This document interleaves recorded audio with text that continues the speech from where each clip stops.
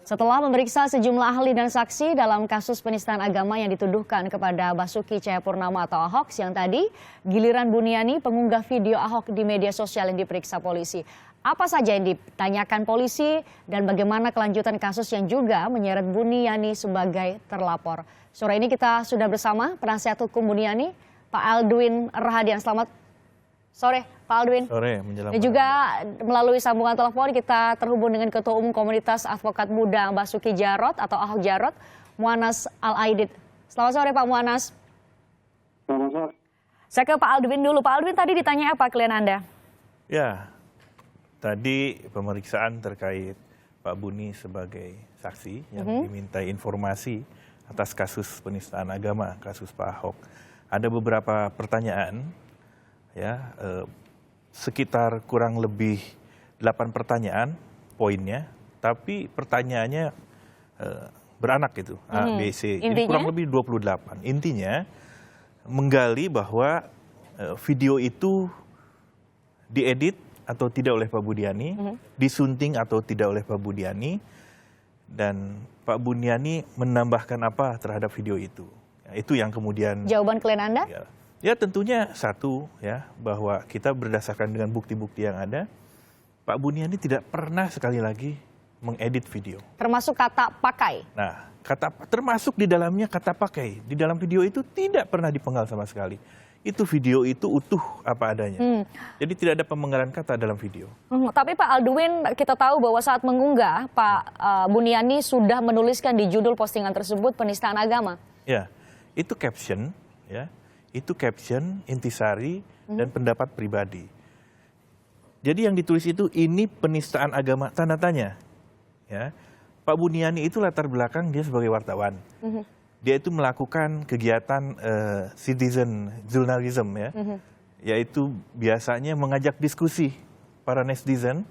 Ya, dia mengajak diskusi Facebooker bahwa ada sesuatu dalam video yang dianggap tidak etis. Makanya kemudian diberi pertanyaan, makanya diberi pertanyaan untuk meyakinkan betul nggak ini. Tapi ada yang melihat bahwa ada benang merahnya antara video yang diunggah oleh Pak Buniani dengan kejadian 4 November kemarin. Wah, terlalu jauh itu.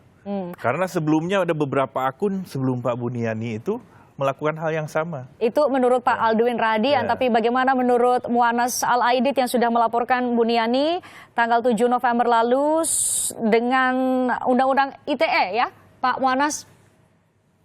Iya, dengan Undang-Undang ITE, mungkin saya perlu tanggapi dulu Mbak. Jadi yang paling penting bagi kita bahwa sebetulnya kan memang terkait masalah penodaan penistaan ini adalah ada 2 laporan, ya. Satu karena ada 2 laporan, satu yang karena kelompok ormas yang kemudian melaporkan Pak Basuki, kan. Nah kemudian ada satu lagi ITE, artinya yang dilaporkan oleh Kotak Baja, ya. 2 laporan ini saya kira adalah saling keterkaitan, ya. Karena kalau ditarik benang merahnya bahwa kita akan semakin jelas siapa yang sebetulnya memicu adanya terjadi kerusuhan dan kegaduhan seperti itu. Nah, yang perlu kami sampaikan, kenapa Pak Buniani saya kira dilibatkan sebagai saksi dan diperiksa sebagai saksi dalam kasus di mana terlapornya adalah Pak Basuki. Artinya bahwa tentu Pak Polri merasa yang bersangkutan mempunyai peran penting, mempunyai posisi penting, ya, terhadap posisi Pak Basuki yang saat ini menjadi tertuduh. Karena kalau dikaitkan dengan laporan kita bahwa kita justru menduga yang dilakukan oleh Pak Buniani itu lebih dulu memicu terjadinya kegaduhan.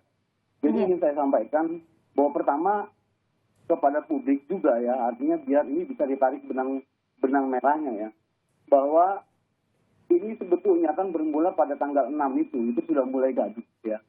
Tanggal 6 itu sudah mulai gaduh, tetapi harus diingat kalau berdasarkan urutan waktu, ya, berdasarkan data dan semua yang kita miliki, ya, itu Pak Buniani itu pada tanggal 6 pukul 00.28 WIB, artinya sekitar dini hari, ya, itu pagi itu sudah memasuki tengah malam, ya, itu Pak Buniani itu menggugah, mengupload video pidato Basuki dengan durasi 31 detik pada saat itu.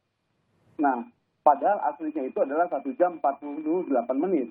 Nah, versi Pemprov DKI, nah artinya kan ini Pak Buniani ya, menurut hemat kita, itu telah melakukan proses editing pemotongan video dari durasi. Dengan mengurangi durasi menjadi 31 menit saja, apakah itu kemudian dikategorikan menurut Anda adalah proses pengeditan? Menurut Anda, Pak Aldwin? Ya, jadi itu namanya bukan pengeditan, tapi penyuntingan durasi. Tapi lagi-lagi itu hal yang tidak pernah dilakukan oleh Buniani. Nah, ini. Tidak dilakukan, maksudnya dari 1 jam, dari kemudian 1 menjadi jam. 31 menit, siapa yang lakukan? Nah, Siapa yang upload? Pak Buniani mengupload ulang dari dari akun yang namanya Media NKRI. Itulah tadi yang kita jelaskan ke penyidik Baris. Jadi Anda mau menegaskan bahwa 31 menit itu adalah 31 video, detik. 31 detik itu adalah video dari Media NKRI. Dari Media NKRI. Dia mengupload, ya. Pak Buniani mengupload ulang dari Media NKRI. Itu Media NKRI mengupload itu tanggal 5. Nah, Pak Buni tanggal 6. Itulah yang kemudian tadi kita penyidik Bareskrim menanyakan, betul diupload, betul melalui apa? Melalui handphone. Handphonenya diperiksa. Handphone dia periksa ada folder download. Betul dia tanggal 6. Mendownload dari apa? Dari akun lain. Nah, di akun lain itu dituliskan atau kemudian juga menyertakan transkrip seperti yang dilakukan oleh klien Anda? Bukan transkrip. Kalau transkrip itu dari awal sampai akhir harus utuh dan ditulis. Ini transkrip video di atas. Pak Buni tidak melakukan itu. Media NKRI pun memberikan caption yang sama keras. Jadi apa sama. captionnya? Dari Media NKRI itu menyatakan bahwa dibohongi, ya sama juga, hampir sama, tidak pakai, sama juga. Terus nanti kita tadi bisa apakah tunjukkan. memang polisi juga akan ikut mengusut Media NKRI yang di-reshare dari? Kita hanya memberikan informasi, proses selanjutnya itu biarkan penyidik. Untuk itu kemudian ya, tidak hanya Media NKRI. Banyak yang sudah mengupload durasi 31 detik itu. Jadi laporan ini mengada-ngada. Pak Muanas ternyata Pak Buniani bukan yang pertama nih yang ngupload ke Facebook dan laporan Anda mengada-ngada. Tanggal 5, tanggal 6 Pak Buniani mengupload. Iya, jadi gini, karena artinya persoalan data itu, dalam persoalannya Buniani itu adalah bukan sekedar persoalan editing. Artinya kami menghargai pendapatnya dari kuasa hukumnya Pak Buniani yang mengatakan itu nanti silakanlah polisi yang kemudian melakukan pendalaman terhadap soal itu, apakah ada unsur tindak pidananya atau tidak. Tetapi bagi kami yang paling penting dan bahaya yang dilakukan oleh Buniani itu adalah terkait dengan transkrip. Nah, kalau kemudian dikatakan bahwa itu bukan transkrip, itu adalah update status, itu adalah caption, yang nggak ada masalah bagi kami adalah itu istilah. Tetapi yang kemudian menjadi persoalan kami adalah kenapa dia menghilangkan satu kata pakai di dalam update status itu dan berbeda dengan isi video. Dia tulis di dalam update statusnya itu Bapak Ibu dalam kurung pemilih Muslim dibohongi surat Al-Maidah 51 dan Buniani memberi judul statusnya itu dengan penistaan agama. Kata-kata ini sama sekali tidak pernah disebutkan oleh Pak Basuki dalam videonya. Ini yang kemudian menjadi masalah. Nah, sementara dia membuat itu. Itu bukti yang Anda bawa pada tanggal 7 November lalu ketika melaporkan Buniani. Pak Aldwin, tanggapan Anda? Iya, seperti apa yang tadi saya sampaikan, ya, sudah jelas ini bahwa Pak Buni tidak menyunting durasi 31 detik itu.